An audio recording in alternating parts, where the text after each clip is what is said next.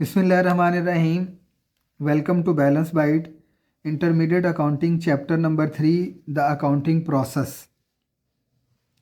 अब accounting process में क्या है, सबसे पहले कोई भी बिज़नेस ट्रांजैक्शन होती है।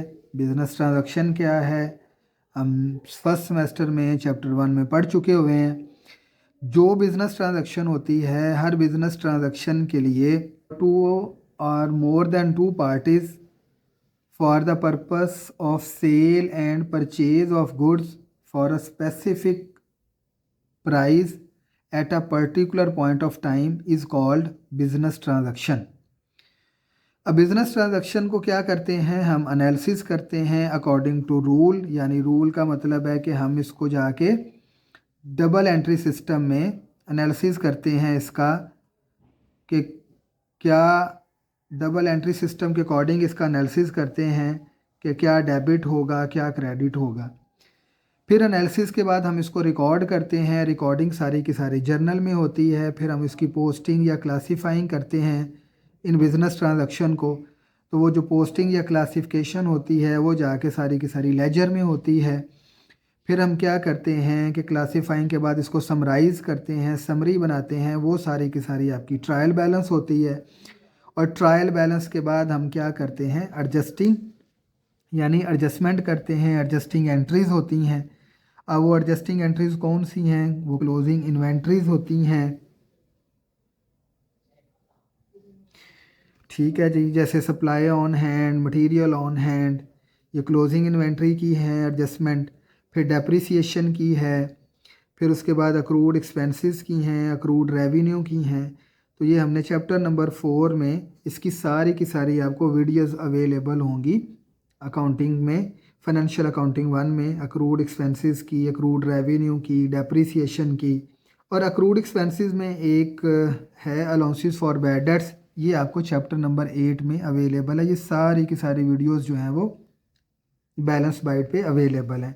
आपको इनकी डिटेल अंडरस्टैंड करनी है, इनका कॉन्सेप्ट अंडरस्टैंड करना है या रिव्यू करना है, तो आपको इन वीडियोस को देखना पड़ेगा, जो कि आपको डिस्क्रिप्शन बॉक्स में लिंक अवेलेबल होगा। तो वहाँ से आप इनको देख लें, क्योंकि हम यहाँ पे डायरेक्ट, मैं अज्यूम कर रहा हूँ कि आप वहाँ से देख के फिर इन सवाल को करेंगे, लेकिन मैं यहाँ पे आपको डायरेक्ट क्वेश्चन करवा रहा हूँ अकाउंटिंग प्रोसेस का। First question is the trial balance of Remington Incorporation shows among other items the following balance on December 31st 1964, the end of fiscal year। Account receivable दिए हुए हैं 4.5%, पैनोरामा सिटी बॉन्ड्स हैं आपके पास, building है, allowances for depreciation है, land है, 6% first mortgage bond payable हैं, rental income है, ऑफिस एक्सपेंस हैं। Then the following facts are ascertained on this date upon inspection of record of the company। A to F instruction क्या है, prepare the journal entry to adjust the books on December 31st 1964। हमने adjusting entries pass करनी है। Number 2, give the reversing entries that may be appropriately be made at the beginning of the 1965। तो कौन सी reversing होंगी, पहले adjusting entries और उसके बाद सेकंड रिक्वायरमेंट में आपने रिवर्सिंग एंट्रीज पास करनी है। अब हम देखते हैं जी, ए में कहता है it is estimate that approximately 3% of account receivable may be prove uncollectible. May be prove uncollectible का मतलब है कि आपको डाउट है कि आपके जितने भी अकाउंट रिसीवेबल हैं उन अकाउंट रिसीवेबल में से आपको 3% अमाउंट रिकवर नहीं होगी।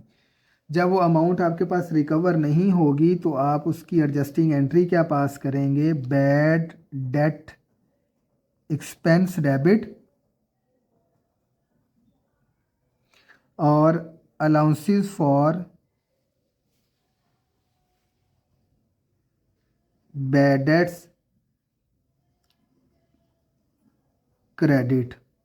तो 80,000 के आपके पास हैं, आप इस 80,000 का 3% कैलकुलेट करेंगे तो आपके पास अमाउंट आ जाएगी 2400। ये आ गई इसकी एडजस्टिंग एंट्री। या आप इस तरह से लिख लें या आप इसको लिख सकते हैं अनकलेक्टेबल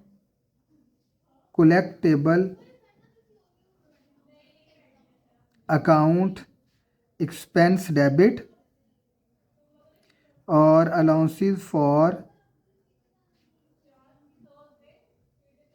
डाउटफुल अकाउंट क्रेडिट। दोनों में से जो मर्ज़ी आप एंट्री पास कर लें, ये सेम है, बस वर्डिंग चेंज है।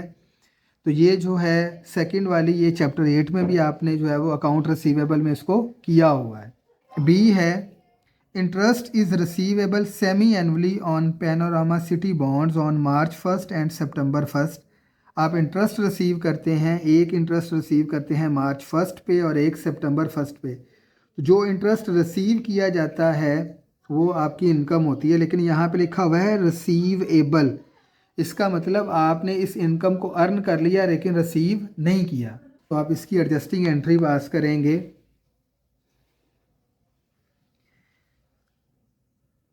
अक्रूड इंटरेस्ट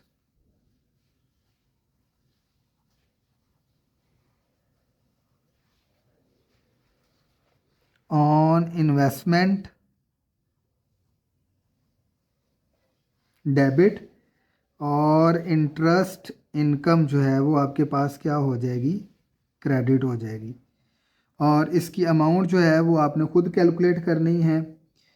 50,000 के बॉन्ड्स हैं, 4.5% उसके ऊपर परसेंटेज है, और ये आपने सितंबर से लेके, यानी सितंबर से लेके 31 दिसंबर तक जितने मंथ बनते हैं, 4 बनते हैं, 4/12 करेंगे तो आपके पास अमाउंट आ जाएगी 50,000 multiply by 4.5 divided by 100 multiply by 4 divided by 12, तो आपके पास अमाउंट आ जाएगी 750। तो ये 750 से आप इसकी एडजस्टिंग एंट्री पास करेंगे। देन है जी third, building are depreciated at 2.5% a year, however there were building addition of 20,000 during the year. ये बिल्डिंग की डेप्रिसिएशन बताई है। ड्यूरिंग द ईयर $20,000 की एडिशनल बिल्डिंग आपने परचेज़ की है।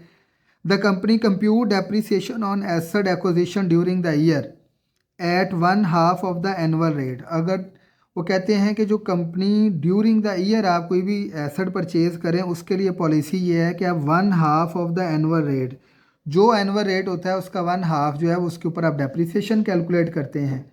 तो अब आप क्या करेंगे कि आप लिखेंगे डेप्रिसिएशन एक्सपेंस डेबिट और आप लिखेंगे एक्यूमुलेटेड डेप्रिसिएशन क्रेडिट।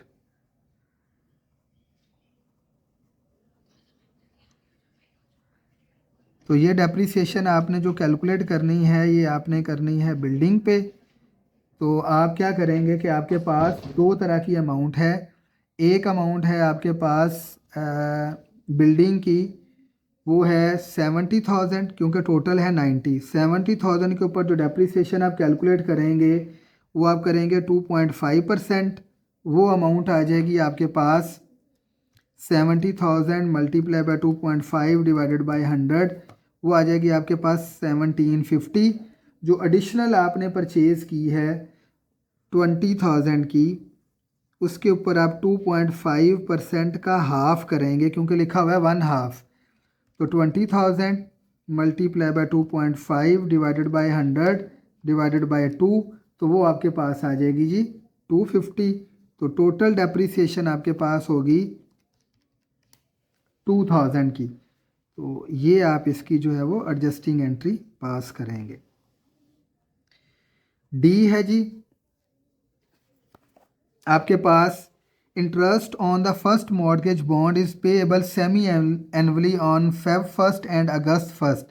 अब आपने इंटरेस्ट पे करना है, यानी पेएबल है तो आपकी लाइबिलिटी है और एक एक्सपेंस होगा, और ये August 1 से लेके 31 दिसंबर तक आपके पास जितने मंथ बनेंगे आप उनका इंटरेस्ट कैलकुलेट करेंगे। तो आप इसकी एंट्री पास करेंगे इंटरेस्ट एक्सपेंस डेबिट। तो आप लिखेंगे जी accrued interest on bonds payable.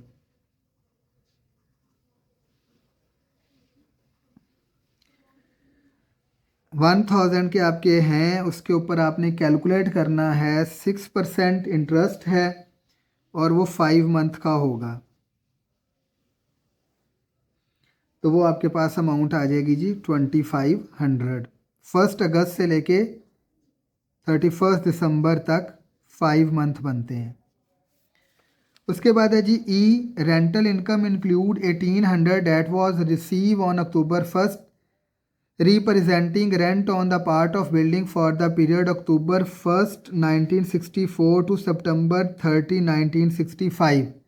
तो कुछ एडवांस में रेंट आपने पे कर दिया है, तो अब आप क्या करेंगे, आप डेबिट करेंगे रेंटल इनकम डेबिट,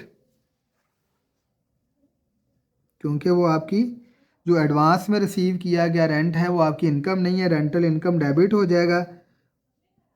और रेंट रिसीव्ड इन एडवांस ये आपके पास लाइबिलिटी बन जाएगी, तो इसको आप क्रेडिट कर देंगे। टोटल 1800 का है और सितंबर से लेके सितंबर 30 है, अक्टूबर नवंबर और दिसंबर 3 मंथ का जो है वो आपका इनकम आ जाएगी, और जो 9 मंथ का है वो आपका आ जाएगा एडवांस जो आपकी लाइबिलिटी है। तो ये जो आपकी लाइबिलिटी बनेगी वो बनेगी 1350 की, क्योंकि अक्टूबर नवंबर और दिसंबर 3 मंथ की तो आपकी इनकम है, तो वो इनकम रिकॉर्ड हो जाएगी। तो जो आपने एडवांस 9 मंथ का रिसीव किया हुआ है उसकी आप एडजस्टिंग एंट्री पास करेंगे। ई के बाद लास्ट है जी आपके पास F, office supplies of 350 are on hand December 31, purchase of office supplies were charge to office expense account.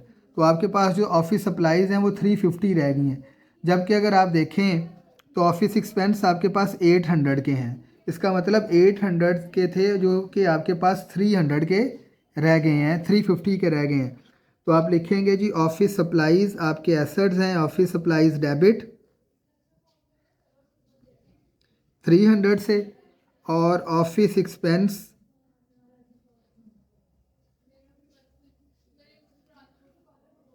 Credit हो जाएगा जी 350 से, यानी आपकी बाकी सारी कंज्यूम होगी, इसकी आपने एडजस्टिंग एंट्री पास कर दी। तो ये थी रिक्वायरमेंट नंबर 1 जिसमें आपने एडजस्टिंग एंट्रीज पास करनी थी। और रिक्वायरमेंट 2 आपके पास जो है वो है कि आपने क्या करना है, रिवर्सिंग एंट्रीज पास करनी है। अब रिवर्सिंग एंट्रीज कब पास करते हैं इसका हम कॉन्सेप्ट ज़रा देख लें। ट्रांजैक्शन को जब आप रिकॉर्ड करते हैं तो ट्रांजैक्शन को 2 जगह पे रिकॉर्ड किया जाता है, एक किया जाता है रियल अकाउंट में और एक किया जाता है नॉमिनल अकाउंट में। जो रियल अकाउंट होते हैं वो होते हैं आपके एसेट्स और लाइबिलिटीज़ के। तो अगर आप डायरेक्ट ट्रांजैक्शंस को एसेट और लाइबिलिटीज़ के अकाउंट के अंदर रिकॉर्ड करें तो आपको किसी भी रिवर्स ट्रांजैक्शन की ज़रूरत नहीं है, इसलिए मैंने लिखा हुआ है no need to reverse the transaction, यानी आपने कोई रिवर्स एंट्रीज पास नहीं करनी। अगर आप ट्रांजैक्शन को रिकॉर्ड करें नॉमिनल अकाउंट में, यानी रियल अकाउंट की बजाय एसेट और लाइबिलिटीज़ के अकाउंट में रिकॉर्ड करने की बजाय आप उसको इनकम और एक्सपेंस के अंदर रिकॉर्ड करें, तो फिर आपको रिवर्स ट्रांजैक्शन की ज़रूरत होती है और आप रिवर्सिंग एंट्रीज जो हैं वो पास करते हैं।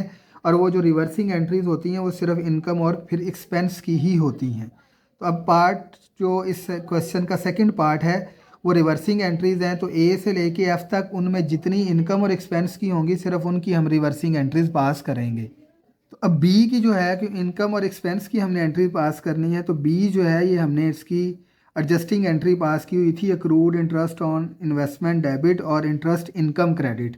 अब इसी एंट्री को हम रिवर्स कर देंगे, तो अब हम करेंगे इंटरेस्ट इनकम डेबिट और accrued interest on investment credit, इसको हम रिवर्स करेंगे। एक बी वाली एंट्री रिवर्स होगी, फिर उसके बाद आपकी ये डी वाली एंट्री रिवर्स होगी क्योंकि इंटरेस्ट एक्सपेंस आ गया इसके अंदर।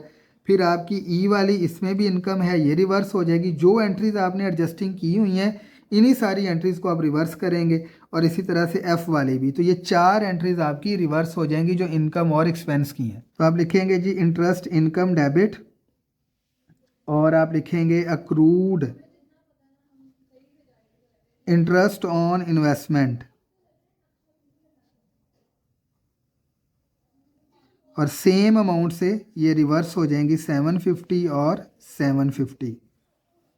देन है बी के बाद आपके पास आ जाएगा डी। डी वाली भी एंट्री आप पास कर देंगे, रिवर्स कर देंगे accrued interest on bonds payable debit, और इंटरेस्ट एक्सपेंस जो है वो आपके पास क्या हो जाएगा, क्रेडिट हो जाएगा। तो इसकी भी एंट्री आप सेम अमाउंट से 2500 से रिवर्स कर देंगे। देन है जी ई वाली एंट्री, आप लिखेंगे rent receive in advance debit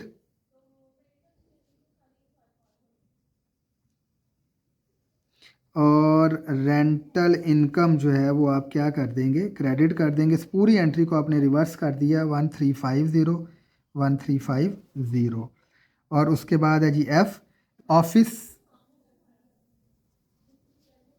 expense debit, इसको हम रिवर्स कर देंगे ऑफिस एक्सपेंस डेबिट और ऑफिस सप्लाईज जो है वो क्रेडिट हो जाएगा आपके पास और उसकी अमाउंट आ जाएगी 350। तो ये था जी क्वेश्चन नंबर 3-1। इसमें किसी किस्म का कोई क्वेश्चन हो तो कमेंट सेक्शन में जाके कमेंट करें। Thank you so much. अल्लाह हाफिज़।